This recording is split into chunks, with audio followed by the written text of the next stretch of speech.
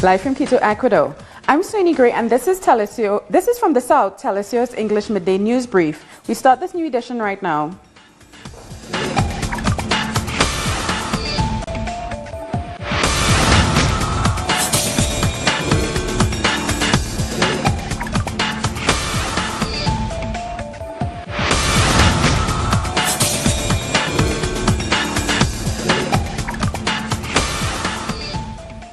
Another leak of confidential financial papers is rocking the rich and powerful around the world.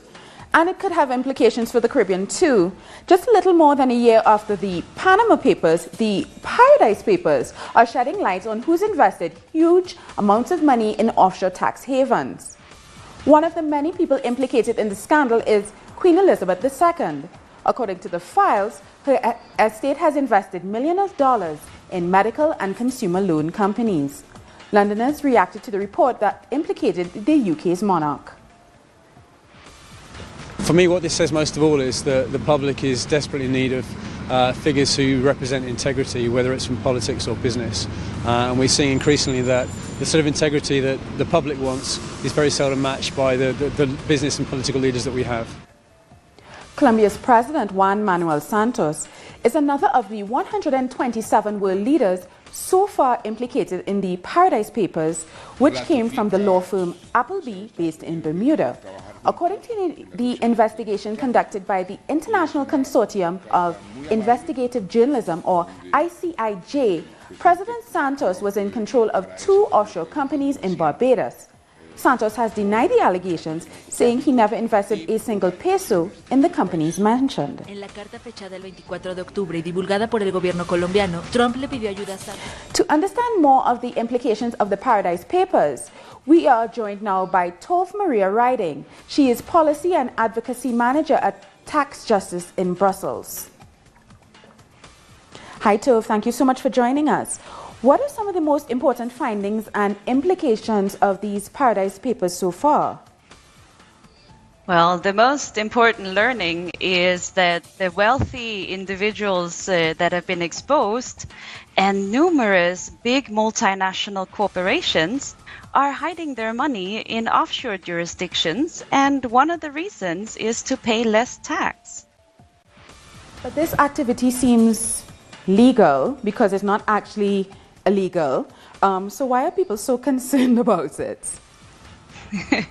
It is very concerning because normal people like you and me and small businesses don't have these opportunities to game our tax systems.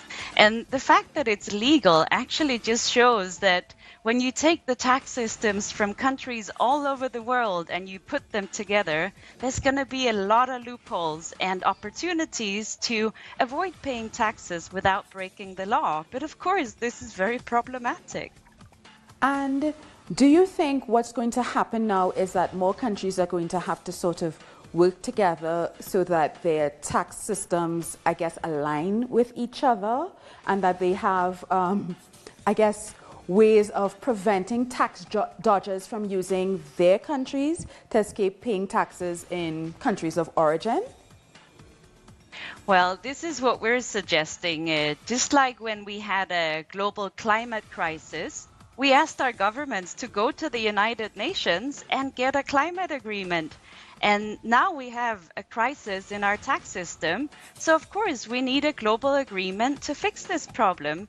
But unfortunately, we're seeing many governments that are busy trying to compete with each other on being the best tax haven in the world instead of working together. So politically, we're not quite there yet, but a global agreement is definitely the way ahead. So Appleby was based in Bermuda. What does this whole scandal mean for small island countries like Bermuda? Could this actually hurt their economy? We're seeing, especially in the European Union, a push towards blacklisting tax havens. But the EU countries have decided that they're never going to blacklist any of their own member states. So we're typically seeing a push to have the small tax haven be named and shamed and blacklisted and also put under pressure. Now they're talking about financial implications if countries get blacklisted. But unfortunately, there are also many big and powerful countries that are tax havens. So even if we have more blacklists with a number of small countries, it doesn't actually mean that we've fixed the problem. If there's one tax haven left, then the problem is still going to exist. So we need a global solution. Thank you so much for joining us, Tove Maria Ryder. She is the Policy and Advocacy Manager at Tax Justice in Brussels, and she joined us just to explain what's actually happened, the implications of the Paradise Papers leak. So Nicaragua's ruling Sandinista party has taken a strong lead in Sunday's municipal elections. With 34% of the vote counted, the Sandinistas had almost 75%. Wing constitutionalist Liberal Party had received 14% of the votes. We have more in this report. Since early in the morning, thousands of Nicaraguans waited in line to vote. The electoral polls opened its doors at 7 a.m., which was the time set by the Supreme Electoral Council. The polling took place in complete order and calm. I hope that the party that wins, or the parties who win, do a good job. I hope everything remains calm, and we hope that everything goes well so we can continue to move forward as we always are. President Daniel Ortega and the Vice President of the country, Rosario Murillo, went to vote in the afternoon. And during President Ortega's statement, he sent a message to the people calling for the families to go and vote. That's why, more than ever, we have to re-establish the elections and voting as the only way possible to make a change. For us to choose authorities and to ensure the peace, the safety, and the stability of our nation. Electoral polls closed at 6 in the evening after 11 hours of voting. There was a total of 4,309 voting centers that held roughly 13,069 ballot boxes. According to preliminary reports, the National Sandinista Liberation Front won most of the state offices and most of the areas in this municipal election. But the national count for the PLC party is 260,627 votes so far, which represents 13.77% of the total already registered votes. The National Sandinista Liberation Front has 1,082,134 votes, which represents 73.65%. Even as the Supreme Electoral Council has not yet presented a report of the vote, government supporters are celebrating victory on the streets. 6,088 mayors were elected in this election, along with vice mayors and councillors here in Nicaragua. The Venezuelan government says it fully respects the need for parliamentary immunity, but it's up to the courts to decide on specific cases.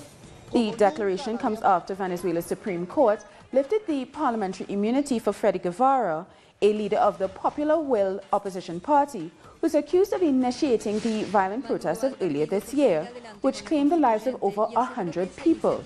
Guevara has sought asylum in the Chilean embassy in Caracas. El comunicador social de 31 años es dirigente del partido Voluntad Popular. Our correspondent Reagan Devines joins us now live from Caracas. Hello, Reagan. Just explain the case of Freddy Guevara for us.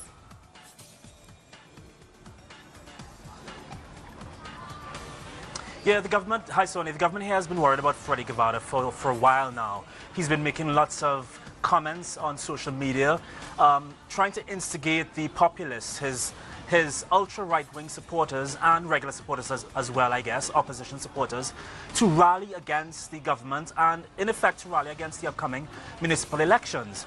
So when he heard of the Supreme Court's request to the National Constituent Assembly on Friday that they wanted his parliamentary immunity lifted, as well as they wanted to prevent him from leaving the country, he sought refuge in the Chilean embassy, and this of course was verified by the Chilean government, who said that they have taken the decision to give refuge to Freddy Guevara, which they say, quote, is in accordance with its humanitarian principles that inspire the country's foreign policy.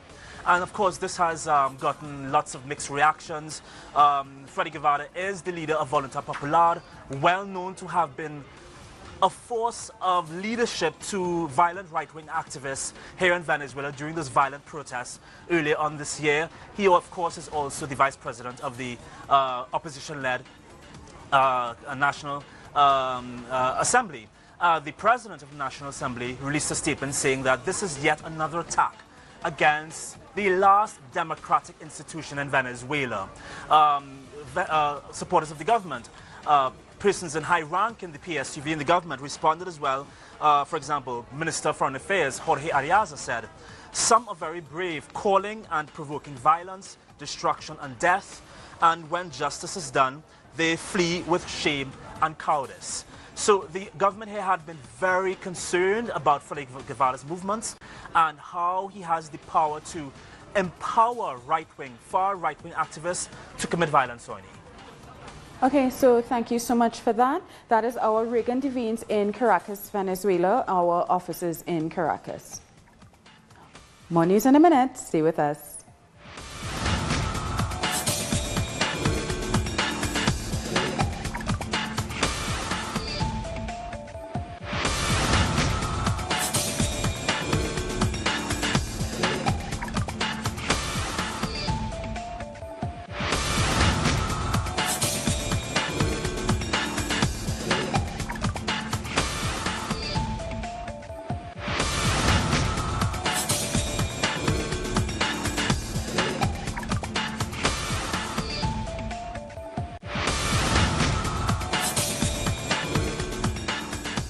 Mexicans from the border cities of Ciudad Juarez and El Paso gathered to hear an open-air mass on the banks of the Rio Bravo. They prayed for migrants who have died as they try to cross into the United States in pursuit of the American dream. The faithful held up signs that read, "For all migration victims" and "For a world without walls and without borders." Millions of migrants living in the U.S. face an uncertain future after U.S. President Donald Trump decided to end the Deferred Action for Childhood Arrivals, or DACA, program.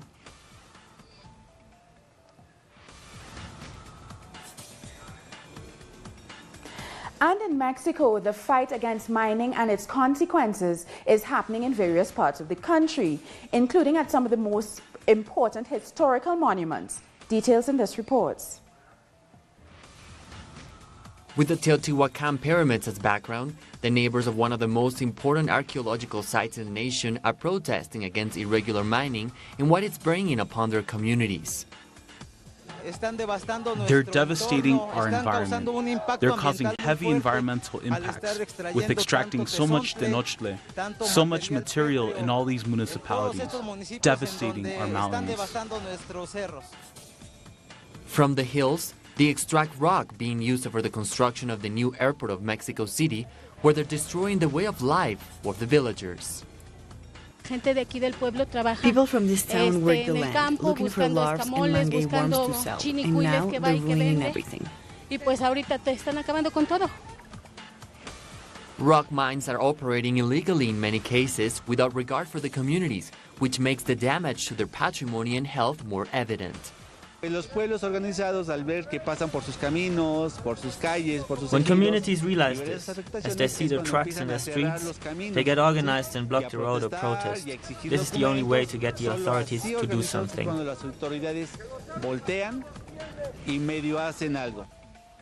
The villagers, that in many cases follow the old traditions and customs of the Mexican people, have clear requests.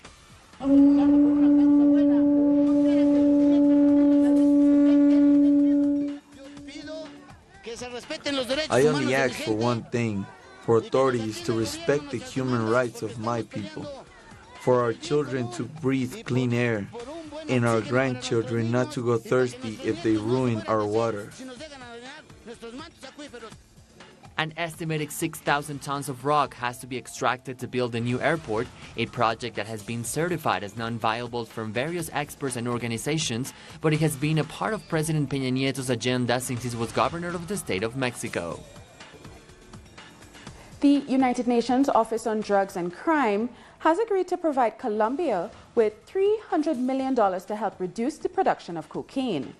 The UN offer aims to wean farmers off growing coca by replacing it with safer crops like coffee and cacao. The substitution of illicit crops was a central part of the peace accords with the FARC, but campesinos have been protesting against what they say is government's forced eradication of their livelihoods. Hundreds of protesters marched through Lima to call for an end to bullfighting. As Peru's most high-profile bullfighting event, the Feria Taurina del Señor de los Milagros, begins. Tensions boiled between some protesters and riot police, with accusations of heavy-handed tactics by the authorities as demonstrators tried to get close to a bull ring with spectators inside. Peru is one of only 8 countries where bullfighting is still legal. The hashtag Peru Country of Rapists has become a trend on social media. There have been reactions for and against the hashtag, but let's see why politicians and some feminist organizations created the campaign. Over the last few days, news headlines were swamped with cases of sexual assault against women and girls. The wave of gender violence in the country has raised mixed reactions, mainly on social media, where the hashtag Peru Country of Rapists became a trend. That's exactly the phrase that we're living in. We're living in this stage and in this century that's totally lost and out of control. I don't agree. We can't accuse everyone in general. I don't think Peru is a country of rapists. In fact, I believe this is a good and beautiful country. For social organizations, there are enough reasons to define Peru as a country of rapists, given the fact that Lima is considered the 5th most dangerous city in the world for women. Between January and August this year, over 5,000 women were sexually assaulted. 71% of them were girls or adolescents. The criminal sanction for rape, called simple, is one of the laws in the region, while the Congress rejected the push to strengthen the sentences for femicide, domestic and gender violence. This isn't a slogan, this is a cry for help. And when there's a cry for help, you don't question the meaning of this cry, you just provide help. So I believe that we have in this country a humanitarian crisis given the violence towards women and mostly sexual violence against women. Feminist groups organized in order to back this campaign, demanding the approval of basic rules of defense and protection to the most vulnerable women to sexual abuse, and for the authorities to create harder sanctions for rapists. There's no way, it's not true, that we can guarantee that those 4 million girls we have at the moment get to the age of 15 without being assaulted. I mean, there are no public policies or any legal framework or civil society efforts from which our organization can rely on.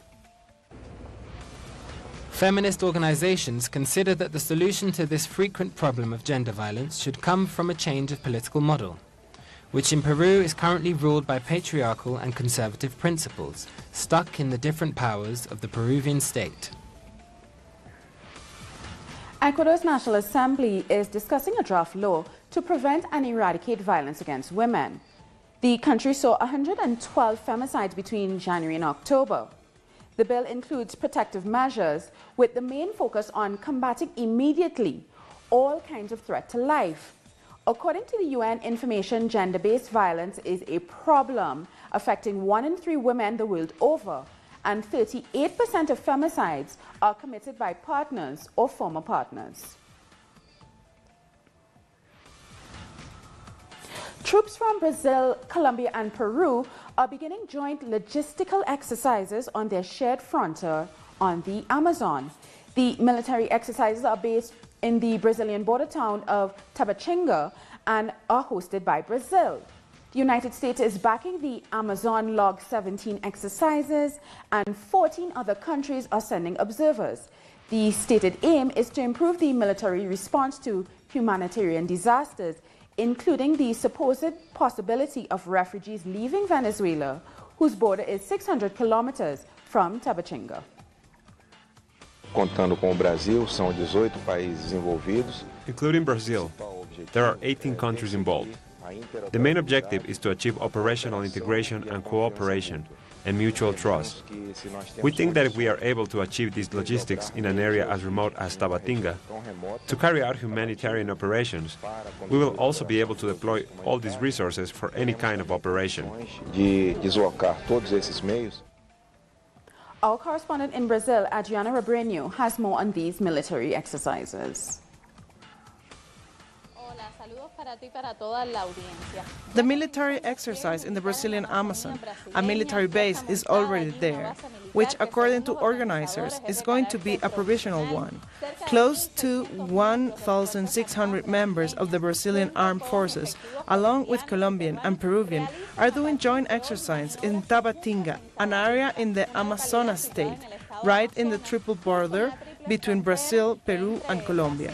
Also, besides these countries, the United States will also participate with logistical resources, a Hercules C-130 cargo plane, a camp kitchen, and a water purifying station.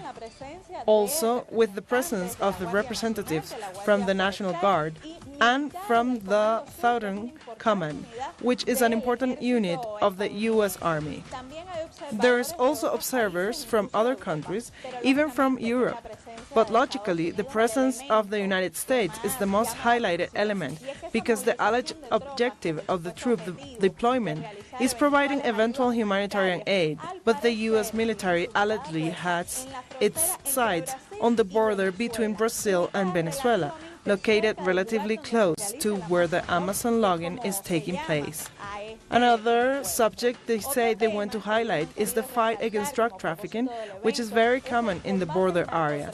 The U.S. presence has been the target of criticism by politicians, analysts, and intellectuals because of all the military deployment. They say the security and defense policies implemented in 2003 by Lula's government are changing since President Dilma Rousseff was displaced by Temer's unelected government. For example, Temer's government plans to give the Alcántara military base to the U.S. This base is in the state of Maranhão and it's considered strategic for the launching of space rockets because it's very close to the Ecuador, something that would allow the placement of the satellites in orbit very quickly, saving fuel and money. This is an example of how things are changing in terms of military strategies and collaborations. We will be here to inform you about everything related to the Amazon logging military exercise, with special attention to the U.S. military presence in the region.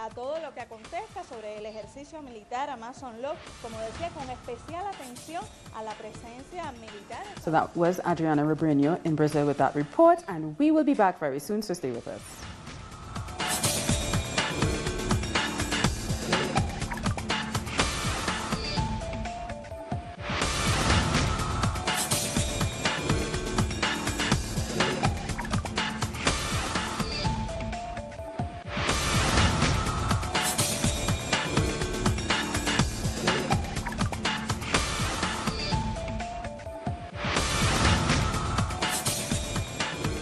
U.S. President Donald Trump has kept up his rhetoric against North Korea at the start of his Asian tour. Speaking in Japan, Trump said the country could shoot North Korean missiles out of the air if it goes ahead with a deal to purchase what he called massive amounts of military material. Japan's Prime Minister Shinzo Abe said he was considering such a deal.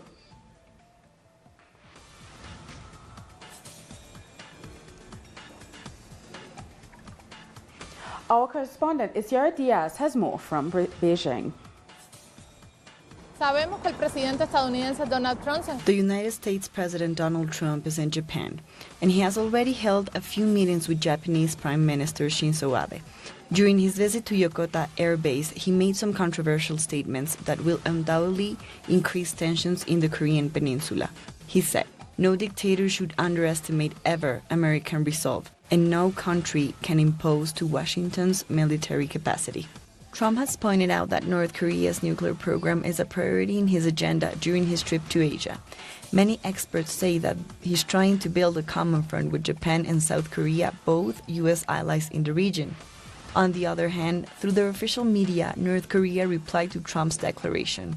In a North Korean newspaper, they said how Donald Trump should not be saying senseless comments about Pyongyang, and once again they repeated that if the U.S. dismisses North Korea's strong will, the Asian country would be forced to punish them without any mercy by mobilizing all their forces. Meanwhile, in Japan and South Korea, there has been several protests against Trump's visit. They have all asked for one thing: peace in the Asia-Pacific region. That's the information we have from here. We go back to you, Soyini. Isiara Diaz there in Beijing.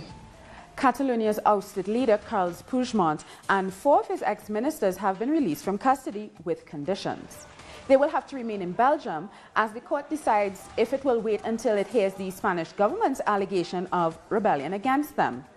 The decision by the court in Brussels also means that the Catalonian leader is allowed to campaign for independence by taking part in the regional elections on December 21st, where Puigdemont's party and other secessionist parties might run as an alliance. However, this is yet to become official, as the parties will have to reach an agreement by Tuesday, and more alliances could be formed after the election. Our correspondent in Barcelona, Joan Ortiz, has this report. On November 17th, Carles Puigdemont will have to go to court while the Belgian justice system is evaluating his extradition. Although we don't know yet if the judge in charge of the case is setting this meeting in order to comply with the extradition order, let's remember, the Belgian court has 60 days to give a definite answer to the Spanish request.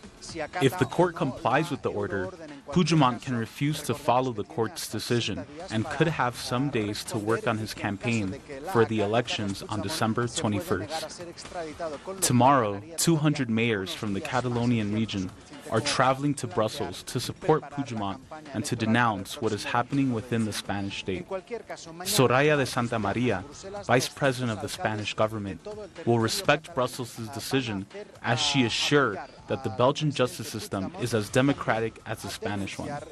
Inés Arrimadas, leader of the opposition to the Catalan government, agreed with the statement by the Spanish official.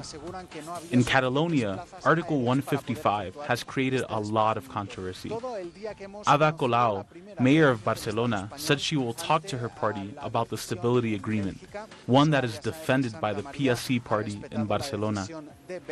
Socialist parties around Catalonia are currently defending their strategy for December elections. Joan Ortiz in Barcelona there, and we've come to the end of this midday's news brief.